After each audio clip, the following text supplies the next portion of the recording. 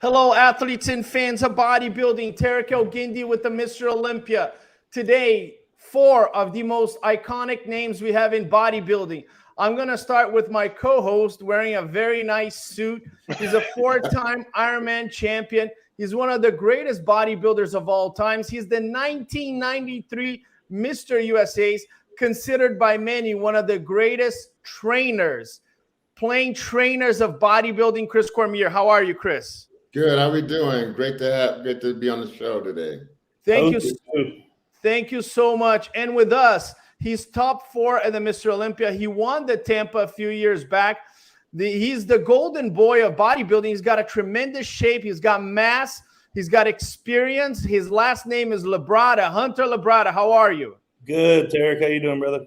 Doing good. Thank you. And with us, he is the Tampa Pro 2-time champion. Actually, John Hansen corrected me, but he corrected all of us. Akim Williams is the first one to win the Tampa Pro twice. How are you, Akim? I'm doing good, man. I'm doing good. 2-time champion. Very nice. You're going back to the Mr. Olympia. Yes. So let's start this live with Chris Cormier. Try to have him lose all the followers he has. Chris, you were in Tampa, okay? I was there. There's a huge controversy between who won that show. And I want you to tell us who won that show and why. Akim Williams won the show. Let me tell you why. First of all, I was astonished. I was happy. I was elated by being there at the prejudging. I think we all got caught up in, a really good condition guy, an older gentleman, but really brought his it name together. Is Kamal, Chris. His name is Kamal. Yes, Kamal. He's not an old gentleman. His name is Kamal El Guindy. He won the 212 a few years ago. Yeah. So then at the prejudging, I did have Kamal slightly edging out. Not that it was the wrong thing to think, because he was in great condition. From sitting from the side corner like that, I wasn't straight on.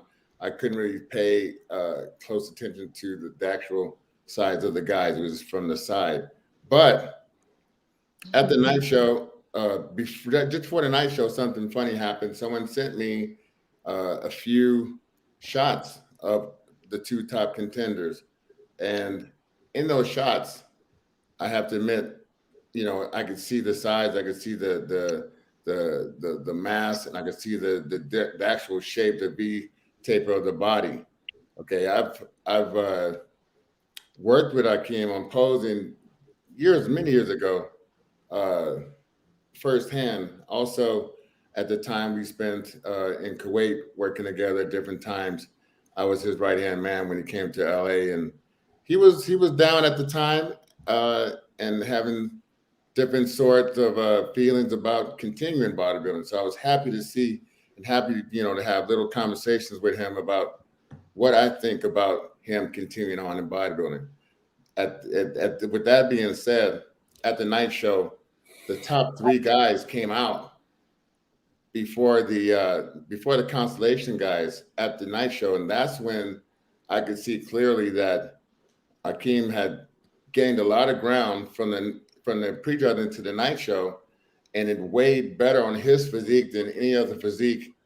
Although everyone improved a little bit, he gained the most ground with the size, the cuts, and the fullness of the muscle. The muscles in the chest, the shoulders, even the back double bicep actually improved from the night show from the prejudging to the night show. So I think that's what and it wasn't like a wrong answer. Okay, this guy or this guy, but you could actually see the difference in the physiques, and that's when Akim was victorious. Bob, thank you for joining us. Can you hear us? Technologically impaired, but here, can you hear me? Yeah, we can hear you. Bob, you were on stage, right? And you had the opportunity to watch Akim versus Kamal. And I want to know your opinion. I was on stage, but I was in Phoenix, so that doesn't really count. But on stage nonetheless. You are correct, sir. But I have been on stage many times with Akim, and I've seen many of his shows. I'm very familiar with the physiques. I looked at the footage. I looked at pictures. I looked at the live. It was an interesting comparison because you've got a huge size difference. I mean, Akim's got probably 50 pounds on Kamal, if not more. So that's a lot of muscle. Akim was big. He was in condition. This always begins the debate of what is worth more in a bodybuilding show. And I've tried to explain this for many years now to the fans out there to how to properly assess what you're looking at when you're looking at a bodybuilding show. You're looking at shape. You're looking at symmetry, shape, and proportion. You're looking at muscularity. You're looking at conditioning. You're looking at presentation. Those 6 items. Conditioning is 1 out of 6. So when everybody wants to point and say, well, Kamal was in better shape. Listen, he may have been a little bit in more crisp condition. But Bob, do you think size falls into one of those categories? Do you think size could be a 7th category? Well, it's kind of, I mean, a lot of those things are kind of mixed in there, Hunter. So, yes, size does matter when it comes to bodybuilding because it's bodybuilding. Exactly. So, so like muscularity, you look at Kamal or you look at a guy like Sean Clarita. Sean looks like he's carved out of fucking granite. Sure. He as muscular as you could possibly be, but like the size isn't there. So, I think, at the end of the day, when you're talking open bodybuilding, you have to consider size as one of the factors. Exactly. Yeah, very astute and very real. And this is what people have to consider. We've used this analogy a million times. We've all done it in thousands of shows. You go to the Nationals or the USA, the middleweight comes out. He looks fantastic. And you go, wow, this guy's going to clean house. Can't wait to see him. This guy's going to be a real threat for the overall. And then when they get to the overall, they all come out there, bantamweight through super heavyweight. And all of a sudden, the middleweight guy doesn't look nearly as impressive when he's standing next to the heavyweight, the light heavy, and the super heavyweight. He's just not at that size to contend. Yes, it is based on all these factors combined. But you can't take away Akim's muscularity and say, well, Kamal's conditioning trumps Kamal's conditioning trumps Akim's muscularity and size. It doesn't work like that. It's all in combination and concert with each other.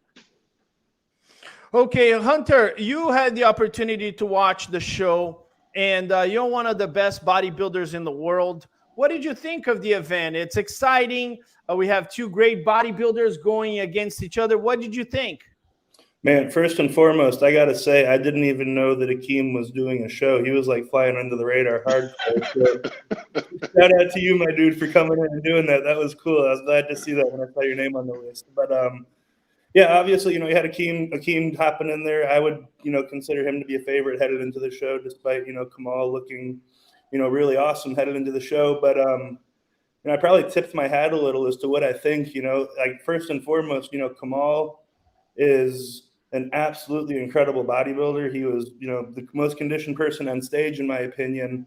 He has good lines, everything's there. He's complete, but you look at Akim and he's not missing any of those 6 factors that you talked about. It's not like he's like a refrigerator. He's got a tight waist. He has the muscle bellies. He's got like the freakiness that you like to see in an open pro through the arms and the legs. So, for me, whenever I look at that, I'll be the first one to say, like, yeah, Kamal looked like beef jerky. He was peeled. But at the end of the day, Akim was in condition, some of the best condition I've seen him in. I would say this Tampa show or the 2020, my first Olympia, the 2020 Olympia where you were 5th, I believe, right? 6. So those are, like, in my mind, the 2 times that stick out as like the most conditioned. So, for him to show up in arguably his best condition ever and to be, that much bigger and to still have the good shape, I think they got it right personally. But, like I said, coming from my household, I'm about as, as aesthetics like heavy as possible. But like I said, at the end of the day, it's open bodybuilding and the size counts for something. Yeah, well put. I had an opportunity to judge Akim in the Mr. Olympia, in the 2000 Mr. Olympia, where he placed top 6. And previously, we had been talking to Akim about his conditioning.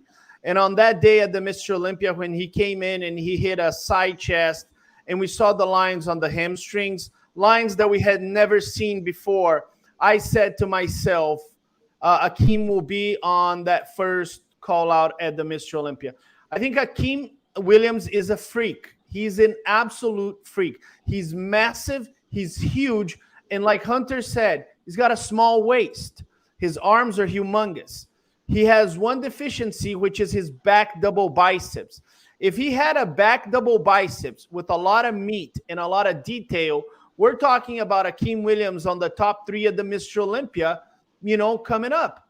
Akim, you know how I feel about you. What are you doing to improve that back double biceps? Well, I got some great advice after this Tampa Pro, and I'm gonna start getting grasping and all those little tricks. Going to see a therapist and going to see a massage therapist and working on just breaking up the muscle tissue. And I think that should definitely help me get more details in my back, because that's something I've never done before. Never Never done that before. No. Man, that's that'll make a big difference. That's part of being a really good bodybuilder, and then that's gonna make a big difference. I remember Jay Cutler didn't know about deep tissue, and I pulled him aside, and I said, "Hey, your body looks like you can need a lot of massage." And that was from after the '99 Olympia. Here comes 2000, and he worked with a very good therapist, and then there you go. You saw him in 2001 going for the title, coming from place of 16th or so in the 1999 Olympia. Chris, Bob, I have a question for both of you guys that have been in the game for a long time. Akim Williams, his legs are humongous. His arms are huge. His chest might be one of the biggest. He has never done massage on those areas, and he has been growing like there's no tomorrow. That's crazy. What is happening with the back double biceps? Do you think he's not hitting it properly when he's working out? What do you think is happening, Bob? Well, first of all, don't ever take any advice from Paul Dillette. Okay, so that's that's for you, Chris. So I'm not going there. I got to be honest. I was never. I'm very old school. I mean, I wasn't into a lot of the massaging type things, deep tissue. Does that make a difference? Maybe it does, maybe it doesn't. But you bring up a great point, Terrick, which is, well, traditionally he hasn't gotten any of those things done on any other body part. So that means it's somewhat genetics. But what I have noticed over the years is most people, when I say people, I'm talking about bigger bodybuilding guys with huge arms, are always tending to lack in the back department. And I think it's because their arms overcompensate, because they're strong, because they've got huge arms, and there's a reason they got huge arms, right? They tend to use too much arm in their back movements. So what I've always suggested is using the straps for any back movement whatsoever. Minimize the grip, so your arm, try to take as much out of the arms as you can to focus on the back and focus on detail. But this is just a genetic thing. I mean, it's not. I don't think it's a training thing. I'm not even sure the deep tissue thing. Again, that's probably not going to hurt. Like Chris says, it's certainly going to be something that can help. It's not going to hurt them. But some of it's feeling the muscle, and it's actually just getting in tune. You talk about that mind-muscle connection. It's taking the arms out of training back and just training back, and it's difficult to do when you've got 23-inch arms. Yeah. Hunter, we want to hear your opinion. Obviously, you're a very cerebral bodybuilder. You look at Akim Williams, and look at this. I mean, when he hits that side pose, side chest with those legs and that chest, you can put him between Big Ramy and Brendan Curry, and you're talking about one of the most competitive poses in the Mr. Olympia. That boy real thick. He's just thick. And I like Akim because I remember judging Akim in Brazil maybe 5-6 years ago. He didn't have a visa. He had to fly back, and then he came back to Brazil. I felt so bad for him because when he got to Brazil, he was like, so tired and so exhausted. And I want to see all bodybuilders succeed. And I look at Akim Williams and I go, man, when he took 6 at the Olympia, a lot of people were talking about him moving up to top 3. When you look at Akim's physique, What do you think is missing for him to get to that top 3? I think we've talked about it, already. I think him showing up in that conditioning, similar to Tampa or similar to that 2020 Olympia or even better, ticks the box on the conditioning mark. As far as the back goes, we're talking about, I think Bob, partly hit it on the head when he said genetics. Akim, like me, does not have the lowest inserting lats in the world. So, when you have higher lats, it's going to give the appearance of, a shallower back. So, him and I both, we're focused on, or at least I'm focused on, selecting, biomechanically correct movements to really attack that lower lat area and put as much meat on there as I can. But I'm also paying attention to the fact that, the smaller my waist looks, the wider my back looks, the bigger my shoulders are, especially my rear delts, the wider my back shots are going to look. I'm paying attention to the things that are within my control. You can't change your back insertions. You can strategically add meat and bring down body parts, though. Chris, talking about high insertions, Dennis Wolf had that issue, right? Yes, correct. But he was able to fill it up on top. I think Dennis is a pretty good illustration of what I was talking about, because why he had those higher lats, towards the end of his career, the deltoid development that dude had, it made his back shots look wide, even though his back wasn't, the best back in the world due to those high inserting lats. That coupled with the fact that he was, genuinely one of those guys that went 270 on stage with a tight waist, he was able to give the illusion of having that great V taper, even though he had higher lat insertions. Yeah. Well, Akim, I want to give you the final word, but I'll tell you, man, I've been watching your career for a long time, and I think some poses you're unbelievable. I mean, look at this. I'll This tell is you the what. Mr. Olympia and Akim Williams on a side pose. Yeah. How do you feel after this show, Akim? There's this controversy, but you won the show. How do you feel about it? Well, I mean, I was like public enemy number 1 for this past weekend. Everybody was coming after me, man. So it wasn't a win that I actually got to celebrate and enjoy, because every time I get on social media, I would see something negative and stuff like that. But I just block it out. I don't really, I stay in my lane and just be me and don't let stuff like that bother me. But at the end of the day, I'm proud of myself because I did have an accident 5 weeks into prep. I got my car totaled and I wasn't going to compete. And I stuck out the prep and did what I needed to do and stepped on stage and got that Olympic qualification. So I'm definitely happy with the way things turned out, So win, lose, or draw, I'm happy with the way the weekend turned out. I went backstage, Akim, and you were standing next to Kamal, Mm-hmm. and you were like, "No one's clapping for anybody except Kamal." Yes. And it was heavily intense scene at that show. I went back there and everybody was just like, "Man," it's like no one's even clapping, only for Kamal. It was like at least 90% of the people in there was all for Kamal, and it was very intense. It was almost like a Rocky IV when he came in, coming into the Soviet Union to fight. And, it was the same thing, and I think he won over the respect of the crowd towards the end. I know it was a disappointment because they wanted their hometown guy to win. But at the end of the day, I mean, you got to be like, you know what? He did that. He got that show. He went after it. He improved the most. And I don't know, you talk about his back shot being a problem, but Kamal had a great double back bicep. But at the end, it wasn't that much different from his back double bicep. I didn't see it as that big of a deal, especially toward the end of that competition. He leveled the playing field like crazy. If I was going to be extra critical with Akim's physique, I'd be like, you know what? I would improve my abs, which is a doable thing. I don't know how much ab work you put into it, but I'd pay close attention to improving that area, because that's one area that he was hitting a lot of ab stuff, a lot of serratus and oblique stuff.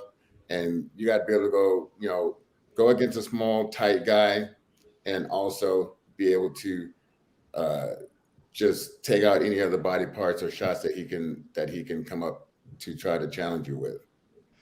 Okay, Akim, I want to have a question for you. You were on the first call out of the Mr. Olympia 2020. You finished sixth place. Where are you finishing in 2022? Oh man, since then, you know, I had a lot happen in my life. You know, my coach had personal stuff that he had to take care of, so we weren't working together anymore for 2021. You know, I had to switch coaches and everything like that. So it's been a process. So a lot of people don't know what goes on behind the scenes in terms of, you know, what happened. Like they say that, you know, you look really good in 2020. You know, he's going to probably be top 3, but they don't understand that I had to switch coaches. I had to do a lot because I couldn't. My coach had some personal stuff going on that he needed to take care of. You know, and this Tampa Pro, also, like I said, I had that accident. I worked through it. And now I'm in a better place. I'm going to therapy, physical therapist. You know, my back is feeling better and everything like that. So, you know, the sky's the limit for me right now. I'm in a good place mentally. So I'm going to make a hard push for the 2022 Olympia and hopefully get into that top 5 finish, possibly win it. I don't know. Ramy went from 6th to 9th, and then he won. So you never know. Complain. Terrick, can I just bring up one point? Yeah, sure. So a lot of the stuff of what I was watching the show as I was actually on stage at the Phoenix show. Thank God for technology these days, right? So I was able to keep pace. But a lot of the stuff I was hearing after, of course, there's got to be the conspiracy theorist out there, right? Mm-hmm. So the word was, well, the reason they gave it to Akim was that Kamal has already said that even if he wins, he's going into 212. Now, I can assure you people, okay, the judges don't know none of this stuff when they're sitting there. Terrick, you're a judge. Rarely do you know what's going on in the personal lives of these people, the competitors before you. You're looking at a physique, you're judging physiques. But listen, there's 1,000 instances, people. Listen, Ashley Kaltwasser's won 100 shows in a row, right? Almost they just don't give it to somebody else because she's already qualified. Yeah, Hassan listen, Mustafa. the boogeyman won. You know, he won what was it, Indy, and then he won New York, correct? The week after, or 2 weeks after. Mm-hmm. They didn't give it to the other guy because he was already qualified. I mean, there's so many examples of this that you can't just look at conspiracy. Look, folks, if Akim was smoother than butter, okay, then Kamal wins the show, okay? Because you can't be that smooth. I don't care how big you are, right? You know, again, it's not enough to get you through. If Kamal is ripped to the bone, but he looks like a hockey stick out there, okay, that's not going to be enough to get him through. The judges always have to look at a means to the end, which is worth more in the scoring. At the end of the day, Akim was big, he was full, he was muscular, he was in condition. He wasn't as good as condition as Kamal, but he's in good condition, okay? That overall factor was enough for enough judges. And again, I didn't see the scores, so I don't know if it was a 1-point decision, a 2-point, a 3-point, whatever it was enough. And that's how the judges look at competitors when they're on stage. All factors count. Yeah. Do you think there's a little bit of a novelty? We always want to see the smaller guy beat the big guy, Chris Hunter. You know, like when Sean Clarita won that show in Reno, the whole industry was like, oh my God, this is an amazing story. Sean Clarita beats, you know, these 2 huge guys. Do you think there's a little bit of novelty to the idea of the small guy beating the big guy? Yeah, I think there's a certain degree of people are wanting to take dumps on the open guys too, if I'm being completely honest. I'll call it how it is. Yeah. So, I mean, yeah, I think people kind of root against us sometimes for sure. Just a typical David and Goliath. Yeah, I know. Luckily, I came out on top and we represented for the big guys. Well, you know, let me tell you one person. We did a live the week before with Ian Valier, Blessing, and Nick Walker. And Ian Valier said it clearly. He goes, I think Akim was going to win the show. I think Kamal has always, I mean, Ian Valier pretty much called the show before it happened. He goes, I think Kamal is going to be more conditioned, but I think Akim's mass is going to overtake Kamal. Now, I want to go back to the Mr. Olympia. You think you're finishing possibly top 5 or winning. You know, Hunter just finished 4. You know, there's this guy, I did the live last week, and he came in. I don't know if you guys have heard of him. His name is Nick Walker. And he pretty much, you know, he says it very clear. I'm going to win the Mr. Olympia. I was 5th, and this year I'm going to win. He never mentions Hunter, who beat him at the Mr. Olympia the previous year. he just, is very confident. It's quite attractive. That's what I appreciate about Nick is he's never one to shit on other people. He's just one to put his confidence out there. And, at this point, the kid's backed it up enough he has a right to be confident. Call it what it is. I do appreciate that about him, though, is he doesn't, go out just poking people to poke. He stays in his own lane and talks about what he does. With the exception of Blessing. He likes to poke at Blessing. Yeah. I mean, you get poked at, you got to poke back, right? That's true. That's true. That's true. But Hunter, talking about Nick Walker, and I think Akim's still a fairly young guy. We were talking about generational gap that possibly Big Ramy, William Bonac, Brandon Curry, and possibly Hadi might be in the end of their careers. And then we have guys like you, Hunter, Nick Walker, Ian Valliere, which is the new generation coming up. Akim, if you don't mind me asking, how old are you? I'm 38. You still kind of, young. You have maybe 3-4 years to propel your physique. Where do you see this game playing out, Hunter? Do you think that you're going to be one of the guys battling to be Mr. Olympia within the next couple of years with Nick Walker, with Akim Williams, once the old guard retires? I don't think it's before the old guard retires that me and some of the other new guys are battling for that title. But yeah, it's a really interesting time in bodybuilding. You obviously have, like you put it, the old guard. You got the 4 guys that you listed, and a couple others that are still competing. But outside of that, it's one of those things that there's a lot of guys that are neck and neck vying for that spot, and there's a lot of really good talent coming up on the young side of things. You listed off a couple of them, a couple other guys that I'm really excited to see this year. James Hollingshed. I'm excited to see Brett get back up on stage. There's a lot of young guys that have a lot of miles ahead of them. They're relatively new in the sport, and they're making meteoric rises. So, people are always hating on bodybuilding because it's boring and this, that, and another. I think we're coming into a time where it's really interesting, and it's going to be really wide open. So it's going to be a good couple of years for the Olympia. I'm really looking forward to it. Yeah, you make a very good point, because even at the Tampa Pro, I was at the 212 show, and the crowd was not there for the 212. They were actually there for the open bodybuilding. Yeah. And I thought that was very unique. Like, they weren't there for the classic physique; they were there for the open bodybuilding. That's when everybody came out. And it's like at the end of the day, if Ramy comes, he has a very good chance to defend this year. Obviously, all of us are fucking. He's got a target on his back for sure. But after this year, I think he's come out and said that he's done after this year if he does it, correct? Mm-hmm. Yeah. So after this year, that's an open title, whether he's defending it or someone else took it from him. So it's an exciting time in bodybuilding. Bob, what's going to happen? I know you don't hesitate to throw your opinion there. No, not so much. Yeah. And talking about a target on your back, everybody's after you, Bob. You're like Donald Trump before the election or something. Well, I do appreciate Akim being public enemy number 1. Took me off the hook for a day or two, so that's good. I appreciate it, Akim. Thank you. It'll be someone else after Texas this weekend. Oh yeah. So, but here's the thing, right? I don't see anybody as being that dominant right now. I think I don't think there is like an old guard, new guard type of thing. I think this thing is up for grabs, literally. Ramy, with all due respect, is good, but he's not that dominating. He does have weak points, and he has been beaten by some of the other guys on that stage. Hadi Chupan could easily win this. You still got Brandon Curry to contend with, who's the only guy now who's actually won an Olympia. So you can't count him out, certainly, right? And then you got the Hunters and the Akims and the we talk about the new guys coming in, like the Boogeyman and those type of guys. They've got to prove themselves, of course. It's a lot different. Chris will be the first one to tell you guys this. When you get next to these guys is when that's when the real competition starts, right? Because you got actual comparison. But I think everybody's got a target on their back. Listen, Nick Walker is very formidable.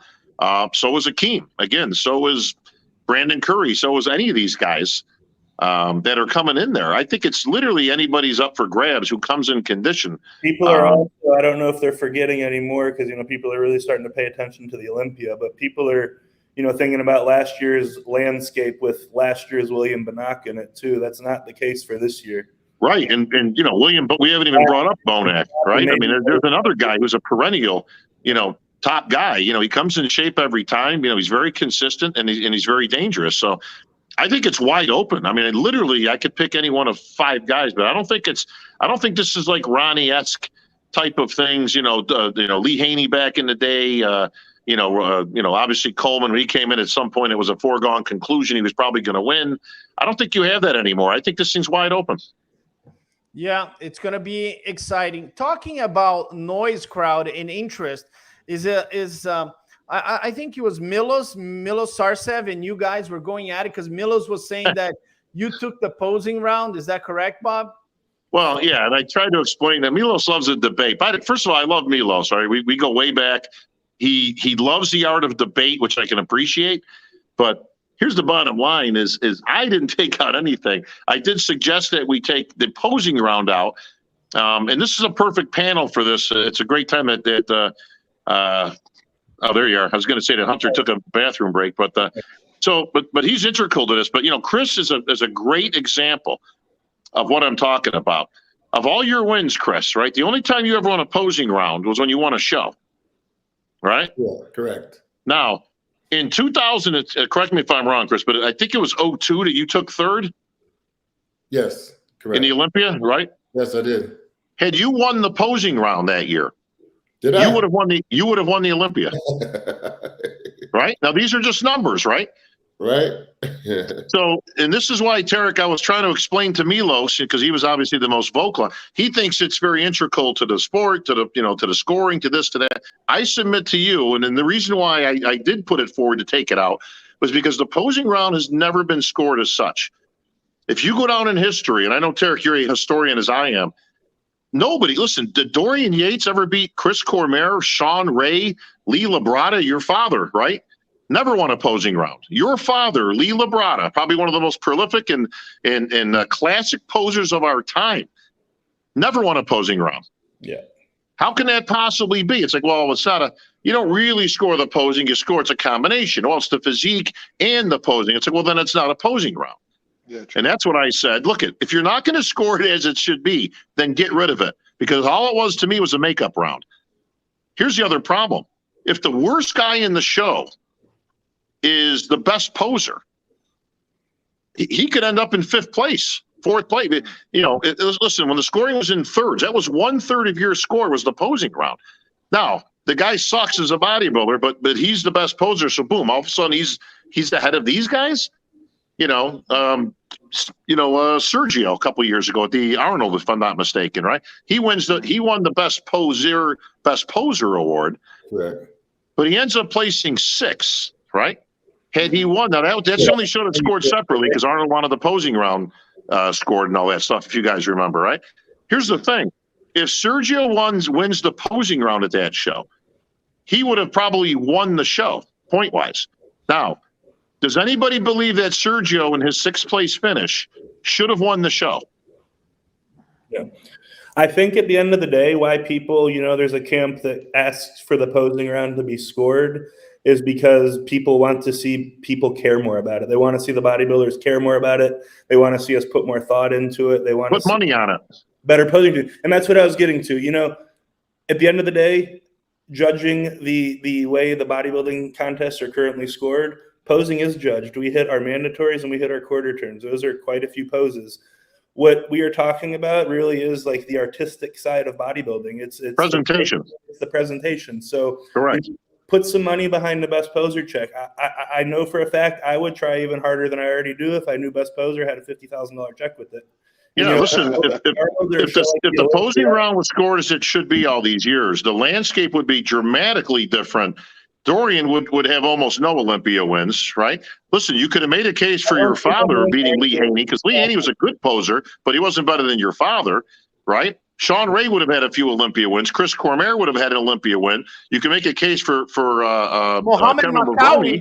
Mohamed Makawi would have 5 Mr. Olympias. Well, again, if you go by the scoring process, and this is the point I was trying to make to Milos, it's impossible to score posing. How do you pose? How do you score it?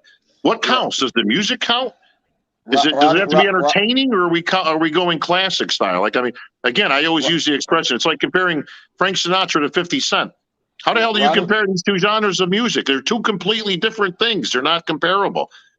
Ronnie definitely would have lost some Olympias. because his Right. posing routine wasn't that the greatest. Well, again, if you go by points, you could take a guy possibly in 5th, 6th, 7th place. If he wins the posing round, he wins the show. You think that audience would have gone crazy when Ronnie loses to, I don't know, just pick a guy that was, in 6th place or something? They go, oh, well, he won the posing round. Yeah. This is bodybuilding. At the end of the day, it's a muscle contest. No pun intended, Terrick. I could be really wrong when I say this, but I think fans at the end of the day don't want to see the outcomes of shows influenced by the posing routines. I just think they want to see us care more about opposing and be entertained. At the end of the day, we are entertainers, professional athletes. So, at the Olympia or at the, the Arnold Classic, that's my favorite part when I go watch those shows. At the Arnold, every single year that I've gone and the Olympias that I've gone to that I haven't competed in, my favorite part's watching the posing routine, seeing people like, Terrence Ruffin pose, watching people who are genuinely like art and motion pose. It's really, really cool to see. And, as a spectator, it adds a lot of value to the production to see, the bodybuilders care about it. So, like you said, put some money behind it. That, I feel like that scratches all the backs. You see better posing routines, the athletes care about it more. There's a better production, and we're not fighting the fact that it's influencing the outcomes of contests. I mean, Chris, in those old days, every placing you had at the Olympia, that's where you placed in the posing round. If you were 6th, you put 6th. If you were 3rd, you took 3rd, and so on and so forth. Right. Yeah. It's it can't weigh that heavily on the actual outcome of the competition. You can't have just the best poser, be the winner. That just don't make any sense. And how do you compare Terrence Ruffin to King Kamal? How do you compare Melvin Anthony with Muhammad Makawi? And then you have Frank Zane, playing with, Pink Floyd. Terrence Ruffin actually takes full advantage of his physique. And in each pose that he comes up with, it's the best angle. It's the most effective way to pose his body. So that's just pure art. Terrick, let me ask you this. You're a historian here. What was the highest Bob Paris ever took in an Olympia? 7th or something? Bob Paris, I think he placed a little bit higher than that, if I'm not mistaken. Maybe 5th place. Okay, let's go with that. Now, again, I don't know if we're correct. Let's just say he took a 6 as his highest. There was almost nobody better than Bob Paris when it came to posing, right? I mean, this guy was phenomenal. Should he have won the Olympia that year? He took 6. No. And I have to agree with Chris that, the posing round is very artistic, is very beautiful. And I think competitors should pay attention. I think Hunter has a good suggestion. But, like we're talking about Terrence Ruffin, nobody has offered Terrence Ruffin a single penny. And what he has done is truly magical. I'm going with Terrence to Romania. People want to hear him talk about his posing.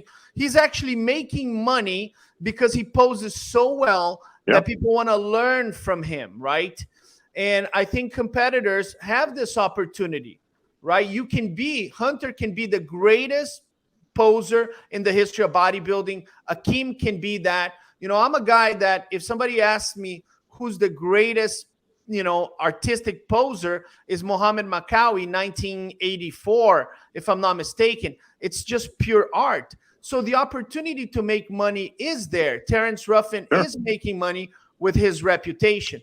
But I agree. When I'm judging a show, I have a specific time limit to look at somebody's back double biceps. And I have to make very fast, very precise decisions. I have to look at Hunter Labrada and Akim Williams and compare their backs with 3 other bodybuilders within 20 seconds. And I cannot make a single mistake. For me, that's bodybuilding. Yeah. And Hunter, let me ask you this. So you took 4th in the Olympia last year, correct? Yes, sir. If Milos got his wish and was able to click his fingers and go back in time and have that restored, do you realize that you would have won the Olympia last year? And here I am arguing for the fact that it shouldn't be like that. Yeah, but I'll give you this, though, because you keep it about as real as anybody. Do you believe you should have won the Olympia last year? Absolutely not. Okay, so see, here's a guy with an honest answer, right? That can call it the way it is. But if we were under the old scoring system, he gets a 1 in the round. Hunter wins. He's Mr. Olympia right now. Yeah. So obviously that's not right. yeah. Well, every sport has made modifications to improve, and I got to give President Jim Enion a lot of credit, because the NPC, you look at the big organizations, the NBA and the NFL. The NFL attempted to do games in Mexico and London. They failed. They did not expand worldwide. The NBA attempted to do games in Europe. They didn't. And all these sports, they have made modifications, right? In the 90s, when you went to the paint, obviously you had Bill and Beer there just waiting for you to charge. And they changed that rule. They designed that circle so that competitors can actually go to the hoop. And then you got this whole posterizing on the NBA. The NFL, they're changing the overtime rule, right? Because they want to adapt to the times. In bodybuilding, the executive team in bodybuilding, the IFBB Pro League and the NPC has made tremendous choices in expanding the sport. Yep. Bodybuilders right now, it's exciting to watch the Mr. Olympia. I know, because I'm there. I've been there for decades. It's exciting to watch the Mr. Olympia. We have a new division, Classic Physique, which is extremely popular. If you look at the number of athletes in men's physique is outrageous. That's just a sign the consumer loves and is coming to buy it again. You look at divisions, the female divisions, wellness, bikini, and all those things have happened because the executive team has made great decisions. Now, obviously, when you make great decisions, a lot of times some people are going to like it and some people are not going to like it. But the result are the numbers. And the numbers are the Mr. Olympia has the highest paying prize. The NPC and the IFBB Pro League numbers are absolutely at its best. And to quote John Lindsay, this is the golden age of bodybuilding. All due respect to the captain out there. I hope he's watching. Yeah. So, Chris, I know a lot of people talk about the 90s, but in the 90s, you had great bodybuilding. But right now, like you and I were talking on the phone, Hunter Labrada and Akim Williams, they have control over their media, right? Yes. They actually own their content, which is back in the day, we didn't own our own content.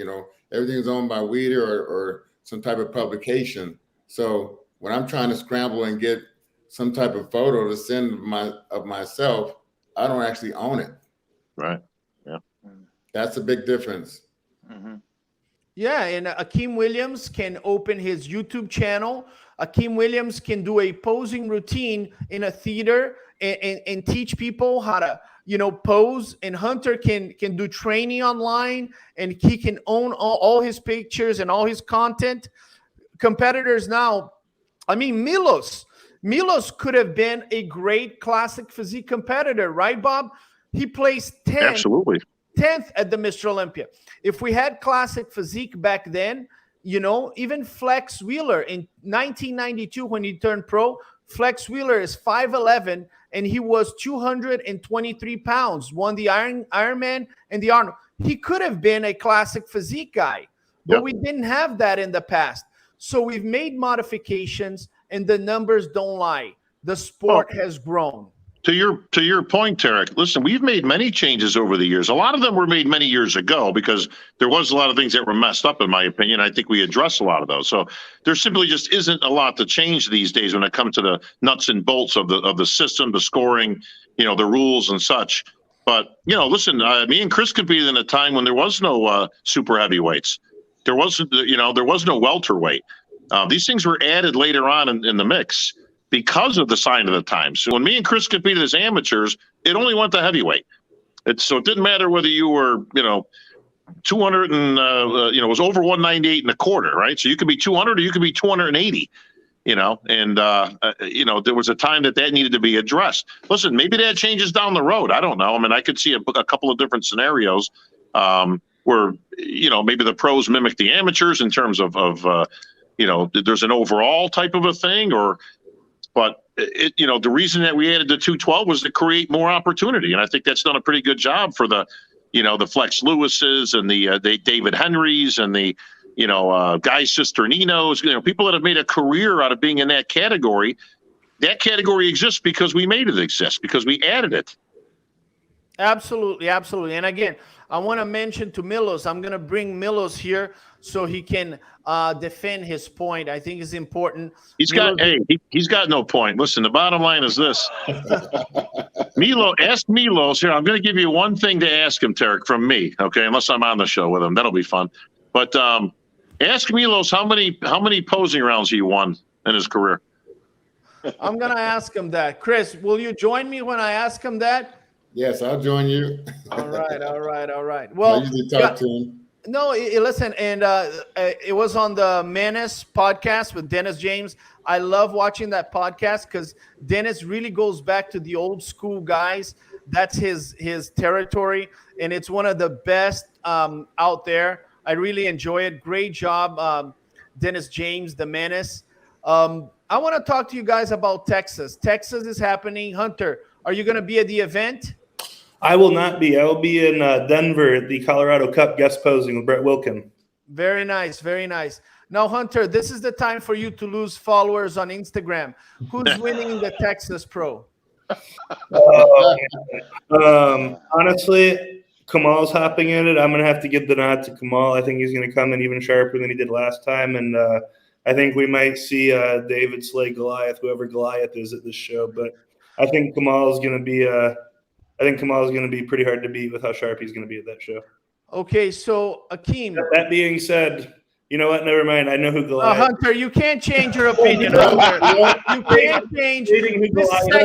This segment is called Goliath. I forgot Steve's in Texas. It'll be This Kamal. segment is called losing followers. Okay. Kamal, for sure, in my opinion. So Akim, Hunter Labrada does not believe Steve Kuklo is going to win the show. Do you agree with him? No, I don't agree with him. I think Steve is going to win the show.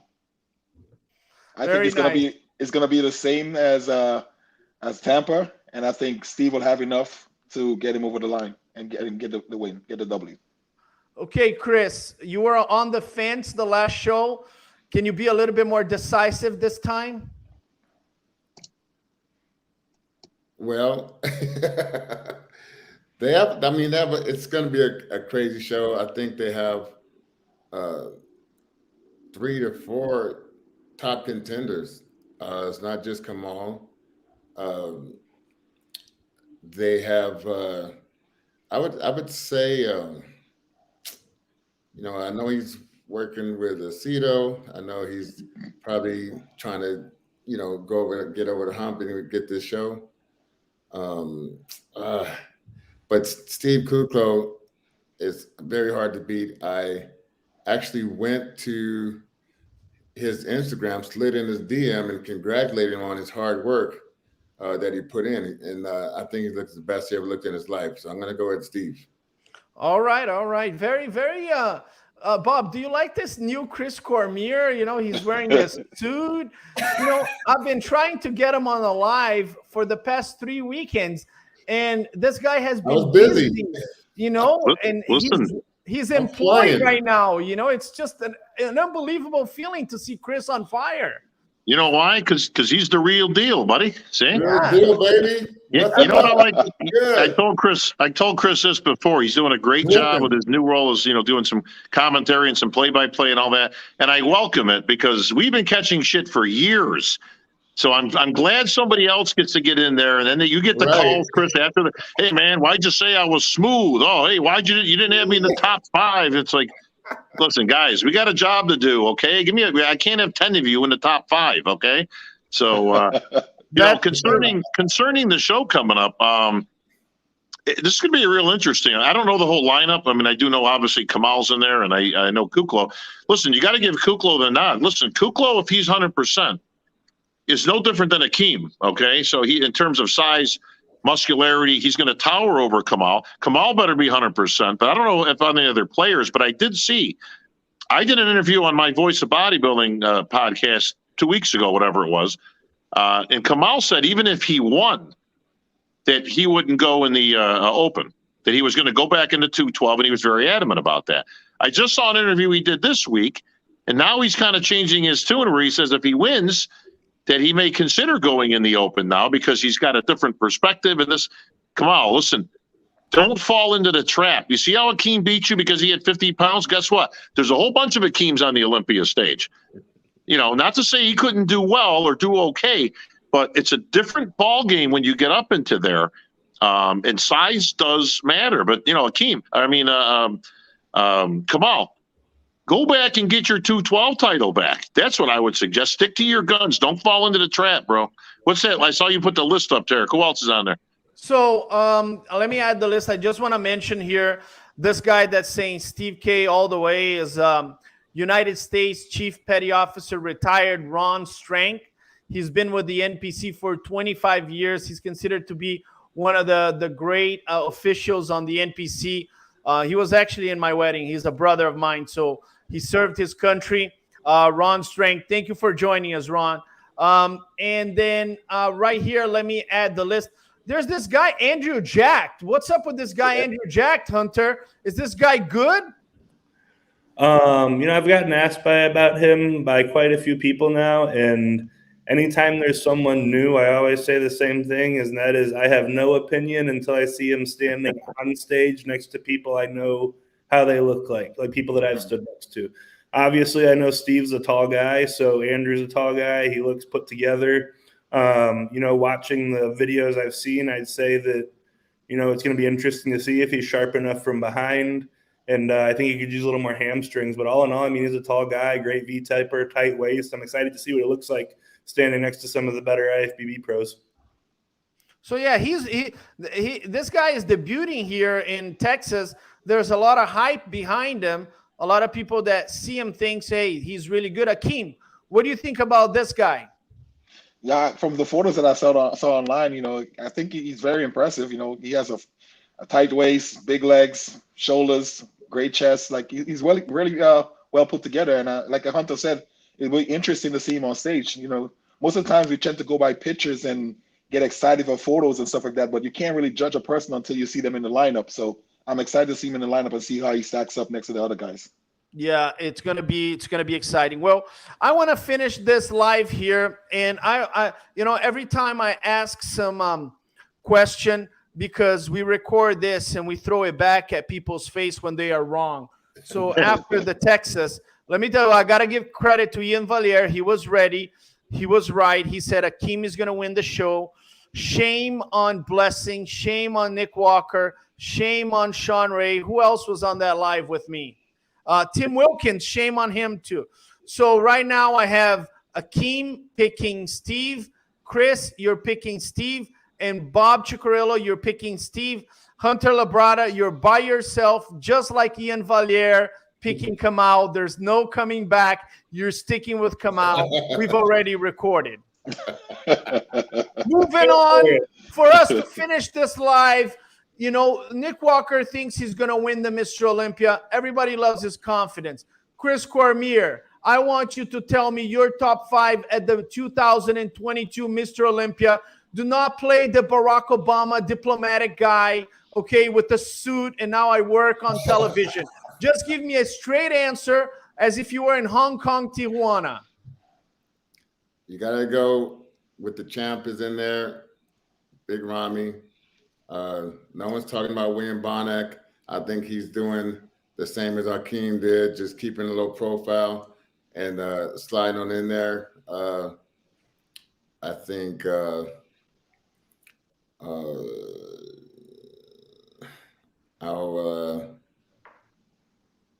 put who we got. Oh, you said Ramy and Bonac. You need 3 more names on that top 5. Hunter is looking at you like you better not even. I'm gonna put Hunter in there too. Hunter's in my. I'll come back and guest pose at your show next year. Thanks, That's Chris. right. I got Hunter in there. And Akim's arms is like vibrating with anger. Let me be the underdog, man. I love being the underdog. Yeah, make him work harder for it, right? Yeah, exactly. Yeah. So you need 2 more names, Chris. That's the clever lane of the sport, that guy. Yeah. Mm-hmm. I'm gonna put Nick in there, and I will put a. You put me on the spot, buddy.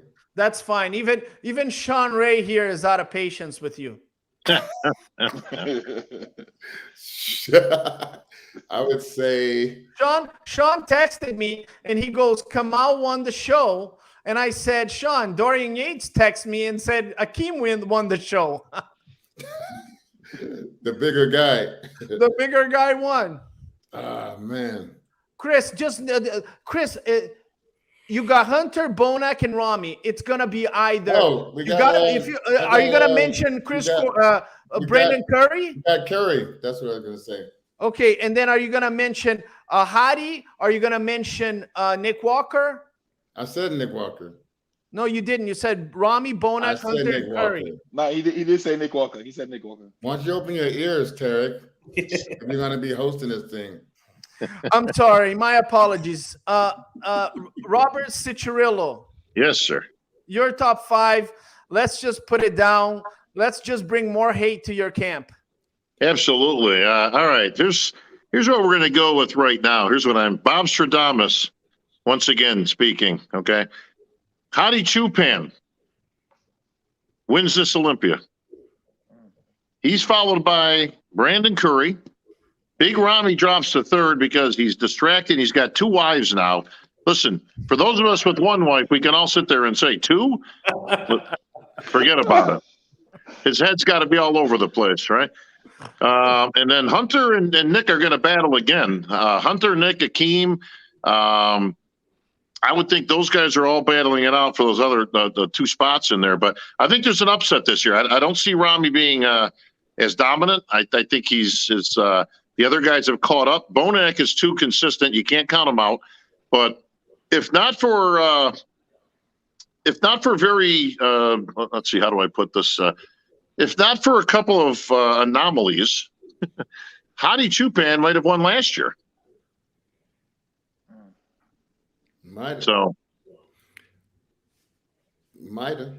Everybody's stunned in the silence, and I've actually gone with the upset. But, well, like I said, listen, Ramy is not. I mean, he's good. I respect Ramy. He's been a good champ, but he does have some flaws, and these guys have beaten each other. Brandon Curry has beaten Ramy before. Hadi, I think, if I'm not mistaken, has beaten him before. Ruli, I don't know what he's doing these days. Is he actually coming back? Is he competing, Chris? You know, he just has issues with his shoulder. That's all. Okay, so I think he's out this year anyway. But those are going to be your top contenders. But I would not be shocked to have Hadi Chupan winning this thing. I really wouldn't. I'm gonna make a prediction. This is going to be one of the greatest Mr. Olympias ever. We've, in my opinion, the greatest Mr. Olympia that I have ever witnessed was 2009, Jay Cutler regaining his title. I think we've had historical Mr. Olympias, such as 1998, Ronnie Coleman coming all the way from 9th to winning. I think when Sean Roden was able to dethrone Phil Heath was a memorable Mr. Olympia at the Orleans. And I think when Ramy won the first time, surprisingly, was also a memorable. And there have been many Mr. Olympias that have been memorable. But I think this year is going to be one of the greatest Mr. Olympias of all times. And I think the Olympia venue, the Zappos Theater, I had a chance to go in there.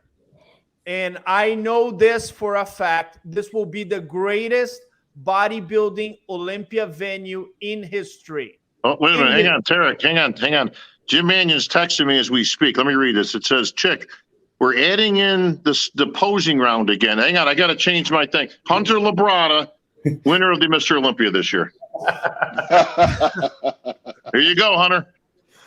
Hunter, all the way. But, hey, the Zappos Theater is an iconic venue. And I think when these guys, when Akim Williams, Hunter Labrada hit center stage and they look at that venue, it's going to be a historical moment for them, because whoever is competing at the 2022 Mr. Olympia will have the greatest Olympia bodybuilding venue in history. Arnold Schwarzenegger had never had a venue like this. Dorian Yates never had a venue like this. Ronnie Coleman had never had a venue like this. This is the greatest venue in bodybuilding. And you, Chris, I forgot to say, you never had a venue like this. Yeah, you should have, bro. I was in Madison Square Garden. The Zappos Theater in Las Vegas is where the greatest artists in the United States perform. We're talking about Jennifer Lopez. We're talking about the acoustic, the vision. It's incredible. Yeah, nice I'm going to shoot some footage in there within the next couple months, and I'll be posting on the Olympia TV.